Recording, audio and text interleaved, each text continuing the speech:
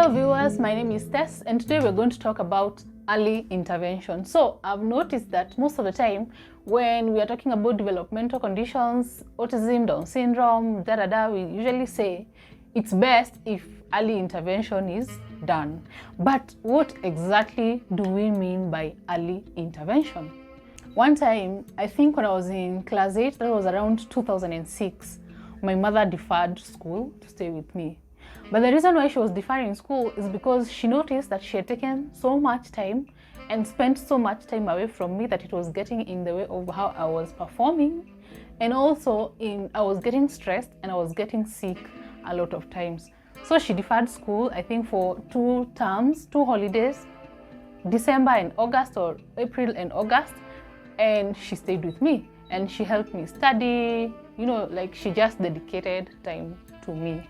And it actually helped me a big deal. So this is something that she saw a problem and she intervened early enough. So that is the early intervention. So today's topic of discussion, I want us to talk about early intervention. The reason why I've told you about that story is because it forms a basis of what I want us to talk about. So most of the time when your child is diagnosed with autism, Down syndrome, cerebral palsy, etc., we usually say that when early intervention is done, it comes in handy for the child. But what exactly is early intervention? So early intervention means identifying a problem and then providing the necessary support so that you ensure that it does not blow out of proportion, or you try and mitigate the risk. You get, like, if your child has autism and you notice they have slow speech or slow speech development, so you go to a speech therapist who helps your child to learn how to speak or to articulate themselves. And that means that you've controlled that issue now, and later, as in when you control it, when you try to get a solution for slowed speech when they are 3 years, it means that by the time they are getting to 10, they will have learned how to express themselves. Then when you intervene speech development when they are 10, you get. Yeah, so that's the whole basis of early intervention. However, for you to know that your child needs early intervention, you need to do an evaluation. Like, your child has to go through a series of evaluations so that the doctor or the person who is evaluating your child will determine if your child needs early intervention. And early intervention is needed if your child has a developmental condition or a condition that causes developmental delays, or they have an ailment that predisposes this child to having developmental delays. You get?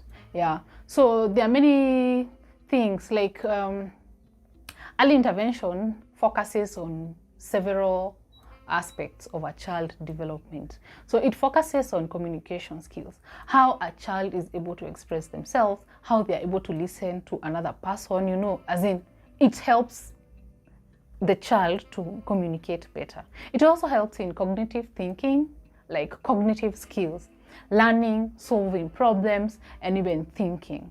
And then the physical skills, moving, crawling, lifting things. You see, social skills, how they play and interact with other children also counts.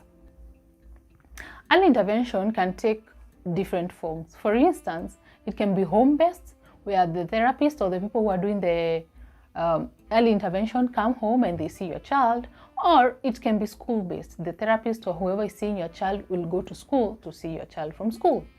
And also families need support, like the families of these people who have individuals who need early intervention.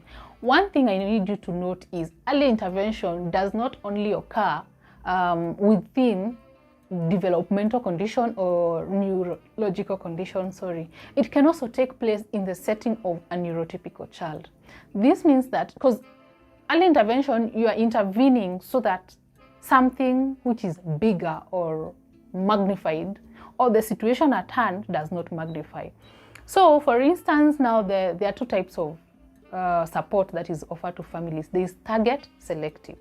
Target selective means that the selection is done on basis of a broad range of demographics. For instance, low income, parents that are single, etc.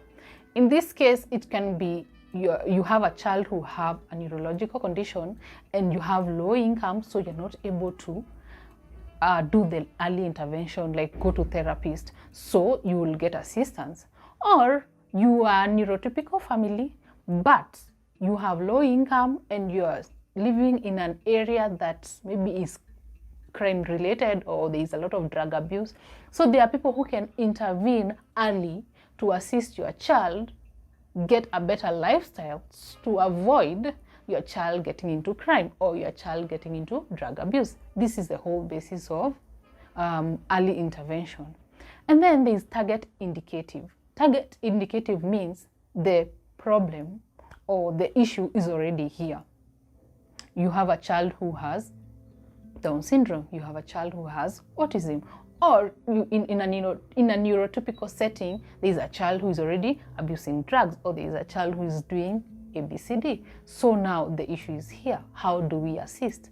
If it's a child who has Down syndrome or needs a therapist, they go see a therapist. If it's someone who is doing drugs, who has already gotten into drugs, you go to a rehab, you see.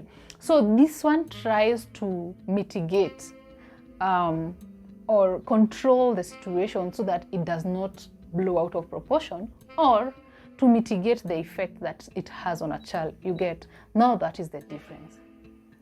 And also the services that are included in early intervention, like occupational therapy. We've already hosted someone who talked about occupational therapy, behavioral therapy, cognitive therapy, physiotherapy, a psychologist, social services, and even the most ignored facet of therapy called music therapy. So basically, that is the larger part of early intervention. That is all there is to know about early intervention.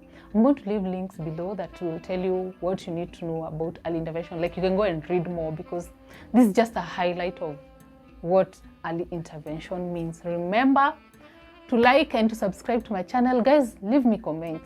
What questions do you want me to answer or to find out? Would you like me to host someone to tell you about a certain condition? Let me know in the comments and we can work it out, yes? Yeah, so until next time, cheers.